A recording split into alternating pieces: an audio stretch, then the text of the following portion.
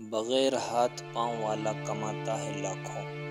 میں نے ایسا انسان دیکھا ہے جس کے ایک حادثے کے اندر دونوں ہاتھ پاؤں کٹ گئے تھے، لیکن وہ زبان سے گیم کھیل کر مہینے کا لاکھوں روپے کماتا ہے۔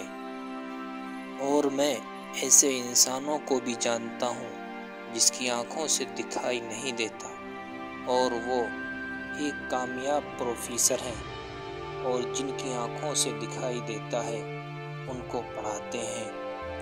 اور ہم نے دنیا میں تو بہت سے انسانوں کو دیکھا ہے جو مجبور ہوتے ہیں لیکن بہت اچھا کماتے ہیں، اور جو صحیح سالم تندرست ہوتے ہیں وہ بہانے ہی میں لگے رہتے ہیں۔